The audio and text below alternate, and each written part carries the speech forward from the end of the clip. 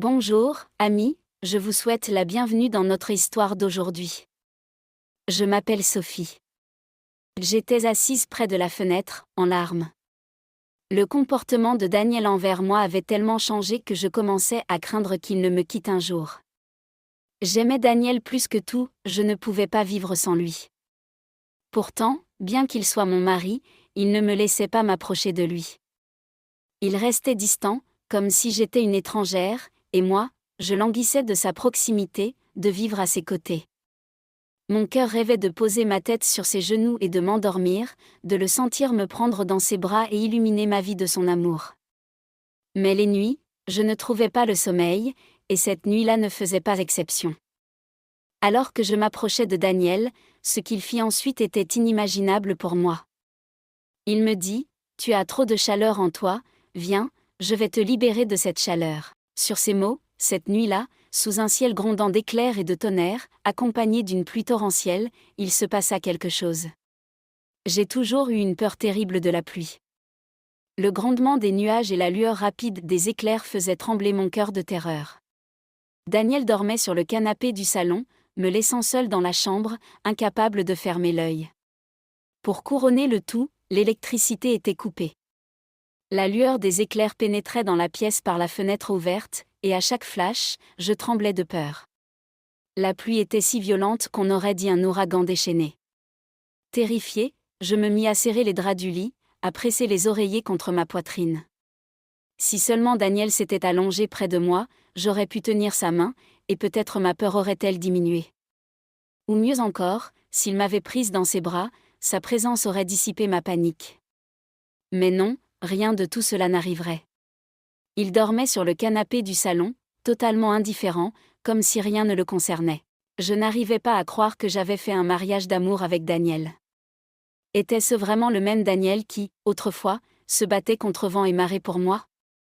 Que lui était-il arrivé? Je ne comprenais pas pourquoi il s'éloignait ainsi de moi. De l'homme qui m'avait rendue folle de son amour et de son affection, que restait-il? Pourquoi me punissait-il avec cette solitude? Ce soir-là, ma patience avait atteint ses limites. Je me levai du lit et me dirigeai vers le canapé du salon où Daniel dormait. Je le secouai doucement. Il était plongé dans un sommeil profond, mais en me voyant, il se redressa brusquement. « Qu'est-ce qui se passe? Tu ne peux pas me laisser dormir en paix, me lança-t-il. Je m'assis près de lui, mais dès que je le touchai, il s'écarta comme si je l'avais électrocuté. Je lui dis, « J'ai peur du tonnerre, Daniel. » Il me fixa d'un regard dur et répondit, « Et que veux-tu que j'y fasse? Je ne peux pas arrêter le tonnerre, ce n'est pas en mon pouvoir. » Je repris, « Mais tu pourrais au moins t'allonger près de moi sur le lit, non? » À ces mots, il rétorqua, « Non, je ne peux pas, lève-toi et retourne au lit, ou je quitterai même ce salon. » Je lui demandai, « Que t'arrive-t-il? Pourquoi me fuis-tu? Dis-moi, s'il te plaît. J'ai besoin de toi en ce moment. Prends-moi dans tes bras, je t'en supplie. Je me languis de toi comme un poisson hors de l'eau. Tu es revenu après 12 mois, et pourtant, tu ne te rapproches pas de moi.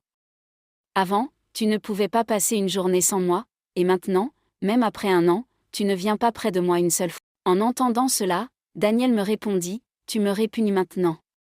C'est à cause de toi que mes parents m'ont abandonné. C'est toi qui les as éloignés de moi. Mon cœur souffre sans eux, et maintenant, tu vas souffrir pour mon amour, minute après minute. » Je rétorquai, « Quelle est ma faute? Je n'ai jamais voulu que cela arrive. Tu sais très bien à quel point je t'aime. » Il répondit, « C'est justement ton amour qui m'a détruit. Ton amour m'a séparé de ma famille, m'a ruiné, m'a laissé sans rien. Pourquoi ne me quittes-tu pas? » Il parlait avec une telle colère que j'en restais pétrifiée. Puis il me saisit par le bras, me força à me lever et me dit, « Tu m'aimes, n'est-ce pas? Très bien. » Sur ces mots, il me traîna hors du salon, jusque dans la cour ouverte où la pluie tombait dru. La tempête était si intense que j'eus l'impression que ma vie m'échappait. Je criai, « Qu'est-ce que tu fais, Daniel? J'ai peur de la pluie, je ne veux pas aller dans la cour. » Mais il me tira de force sous la pluie battante et me lâcha là, disant, « Tu m'aimes, non? Alors pourquoi devrais-je être le seul à endurer toutes les épreuves? Aujourd'hui, c'est à toi de prouver ton amour. Passe toute la nuit sous cette pluie tonitruante et éclatante. Puis il me laissa seul dans la cour, rentra à l'intérieur et ferma la porte du salon derrière lui. J'étais là, paralysée, comme si la peur allait me tuer. Quelle était cette épreuve? Quel genre de test était-ce? Je m'effondrais dans la cour, trempée par la pluie, pleurant à chaudes larmes. J'aimais Daniel infiniment. Sans lui, je serais morte. S'il m'avait demandé de sauter dans le feu, je l'aurais fait. Ce n'était que de la pluie, après tout. Je me mis à réfléchir, tout ce que j'avais fait, c'était aimer Daniel. Autrefois, il était prêt à tout pour moi. Pourquoi toute la faute retombait-elle sur moi maintenant? Tout avait changé depuis qu'il était parti en Amérique. Avant cela, tout allait bien. Je me souvenais de ce jour où mes yeux étaient rivés sur les aiguilles de l'horloge. Il était minuit, et j'attendais l'appel vidéo de Daniel. Il travaillait à l'étranger, et peu après notre mariage, il avait dû partir aux États-Unis pour son emploi. Mais chaque nuit à minuit, il m'appelait en vidéo. Nous parlions pendant 2 ou 3 heures, car je savais qu'il ne reviendrait pas avant 1 an. Pourtant, ce soir-là, l'attente s'éternisait. Aucun appel. J'essayais de le joindre plusieurs fois, mais il coupait après 2 ou 3 sonneries. Je lui envoyais un message sur WhatsApp: « Daniel, appelle-moi, s'il te plaît, ne me fais pas souffrir davantage. » Mais il devait être très fâché contre moi. La veille, il m'avait demandé quelque chose d'étrange que j'avais refusé. Il avait menacé: « Si tu ne fais pas ce que je veux, j'éteindrai mon téléphone et je ne t'appellerai plus. » J'avais répondu: « Je sais que tu ne peux pas te passer de moi, mais je ne céderai pas à tes bêtises. Tu es devenu bien effronté depuis que tu es en Amérique. Je suis ta femme, je ne vais nulle part. Quand tu reviendras en Inde, je comblerai tous tes désirs dans mes bras. Mais pas comme ça sur une vidéo. » Je pensais plaisanter, lui faire un caprice. Comment aurais-je pu savoir qu'il se fâcherait pour de bon? 4 jours passèrent sans un appel de sa part. J'étais désespérée, lui envoyant message après message, m'excusant même, mais il ne répondait pas. Une semaine plus tard, à 1 heure du matin, il m'écrivit: « J'ai été malade ces derniers jours, c'est pourquoi je n'ai pas pu t'appeler. » Cela me bouleversa encore plus. Je répondis: « Qu'est-ce qui t'arrive? Fais une vidéo, parle-moi, je veux te voir. » Il répondit: « Sophie, j'ai mal au ventre, je n'ai pas la force. Laisse-moi me reposer quelques jours, je te parlerai plus tard. » Après cela, il ne répondit même plus à mes messages. Ces quelques jours furent un enfer pour moi. Notre mariage était un mariage d'amour. Nous nous étions rencontrés sur Instagram, avions commencé à discuter, échanger des photos, et notre amour avait grandi jusqu'à devenir une passion dévorante. Pendant 2 ans, notre histoire d'amour s'était épanouie. Puis Daniel avait parlé de moi à ses parents. C'est là que les problèmes avaient commencé. Sa mère avait refusé catégoriquement: « Je ne te laisserai pas épouser n'importe quelle fille. De plus, tes fiançailles ont été arrangées avec la fille d'une amie depuis ton enfance. » Mais Daniel s'était battu pour moi, disant: « J'épouserai Sophie ou personne. » Ses parents n'acceptèrent jamais.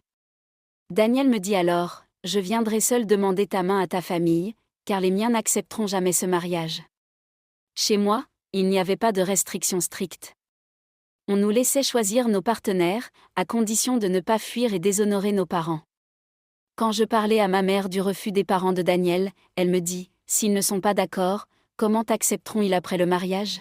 Comment Daniel pourra-t-il t'emmener chez eux? » Je répondis: « Maman, Daniel a un bon travail et sa propre maison. Il veut vivre séparément avec moi. » Après quelques discussions, ma mère accepta et convainquit mon père. Le lendemain, Daniel rencontra mes parents, et mon père organisa notre mariage avec simplicité. Il me donna une somme d'argent qu'il avait économisée pour moi. J'étais heureuse avec Daniel dans notre maison à part. Il m'aimait tant que je me sentais au 7e ciel. Mais un jour, il m'annonça une nouvelle bouleversante: mes parents sont partis en Europe chez mon grand frère. Ils étaient furieux contre moi à cause de notre mariage. Ils m'ont déshéritée, y compris de cette maison qui appartient à ma mère. Nous devons la quitter bientôt. Je demandai: où irons-nous? Il répondit: je ne sais pas, ma salaire ne suffit pas pour louer un endroit. Je dus retourner chez mes parents avec lui. Mais ma mère finit par dire, ces mariages ne durent pas. Tu aurais dû réfléchir. On ne peut pas entretenir ton mari ici. Quand je parlais à Daniel, il dit, d'accord, je vais louer une petite maison avec ma salaire, mais il faudra te contenter de peu. Je le rassurai, je vivrai avec toi, peu importe les conditions. Il trouva une petite maison en location, et nous y vécûmes. Un jour, il me dit, en restant en Inde, je ne pourrai jamais acheter une maison. Si je trouve un travail à l'étranger, je pourrai économiser pour un petit chez nous. J'acceptai. Le mois suivant, il décrocha un emploi aux États-Unis grâce à son frère qui y vivait. Le jour de son départ, je pleurais sans arrêt. Il me consola, ce n'est qu'un an. Je reviendrai avec assez d'argent pour acheter une maison. Il promit de m'appeler tous les jours en vidéo. Pendant un temps, il tint parole. Mais peu à peu, son comportement changea. Il devint distant. 10 jours passèrent sans appel, juste des messages évasifs. J'avais peur qu'il m'ait trompé ou abandonné. Puis il m'appela enfin en vidéo. Il avait l'air malade, les yeux rouges. Il dit, j'ai eu de la fièvre pendant 10 jours. Je t'ai appelé aujourd'hui pour que tu ne penses pas que je suis égoïste. Cela apaisa mes craintes. Mais ensuite, il devint plus occupé, disant qu'il ne pourrait plus m'appeler tous les jours. Il m'envoyait de l'argent régulièrement pour mes dépenses. Un an passa, et mon attente grandissait. Il m'annonça, je rentre en Inde, j'ai quelque chose d'important à te dire. J'étais folle de joie. Le jour de son retour, je l'attendis à l'aéroport. Quand il sortit, je me jetai dans ses bras en pleurant, mais il me repoussa, Sophie, qu'est-ce que tu fais ? Les gens regardent. Son attitude me choqua. À la maison, il restait silencieux. Je préparais ses plats préférés, mais il mangea sans enthousiasme. Quand je lui demandai ce qui n'allait pas, il répondit, j'ai été licencié de mon travail aux États-Unis, et je n'ai rien économisé. Je le consolai, ne t'inquiète pas, j'ai gardé tout l'argent que tu m'as envoyé, et mes parents m'ont donné une somme pour notre mariage. On peut acheter une petite maison. Mais il resta morose. La nuit, alors que je m'approchais de lui, il me repoussa encore, qu'est-ce que tu fais ? Reste loin de moi. Je pleurai, Daniel, qu'est-ce qui t'arrive ? Je me languis de toi. Il répondit, je ne suis pas d'humeur. Va dormir. Il prit son oreiller et dormit sur le canapé. Depuis son retour, il s'éloignait de plus en plus. Avec l'argent de mes parents, j'achetai une petite maison, pensant qu'il serait heureux. Mais il continuait à m'éviter. Un jour, il explosa, à cause de toi, mes parents m'ont renié. Tu m'as privé de ma fortune familiale. Je regrette notre amour. Je répondis, emmène-moi en Europe, je supplierai tes parents de me pardonner. Il refusa, tant qu'ils ne m'accepteront pas, je ne changerai pas avec toi. Et arrête de te coller à moi, tu me dégoûtes. Une nuit de forte pluie, il me força à rester dehors dans la cour pour prouver mon amour. Trempé et terrifié, je m'évanouis sous un éclair violent. Quand je repris conscience, il pleurait près de moi, pardonne-moi, Sophie, je ne peux plus jouer ce rôle. Je demandai, que veux-tu dire ? Il répondit, ton Daniel est mort. Je ne suis pas Daniel, je suis Nicolas, son frère jumeau. Il m'expliqua, j'ai travaillé 3 ans aux États-Unis et j'ai appelé Daniel pour me rejoindre. Il ne t'avait jamais parlé de moi. Il voulait te surprendre en vidéo avec nous deux, mais il n'en a pas eu le temps. Il a eu un accident de voiture et m'a fait promettre de prendre soin de toi sans te dire la vérité, car tu ne supporterais pas sa mort. J'ai prétendu être lui, mais je n'en peux plus de ce mensonge. J'étais sous le choc, mais soulagée que mon Daniel ne m'ait pas trahi. Il m'avait aimé jusqu'à la fin. Nicolas proposa, si tu veux, je peux t'épouser pour te soutenir, comme Daniel l'a souhaité. Je refusai, je ne peux pas trahir Daniel. Je retournai chez mes parents, qui me dirent, tu ne peux pas vivre toute ta vie au nom de Daniel. C'était sa dernière volonté que tu sois avec Nicolas. Réfléchis. Depuis, je pense à Nicolas. Il ressemble tant à Daniel, et le voir apaise mon cœur. Il m'appelle parfois, et je sens son affection. Que dois-je faire ?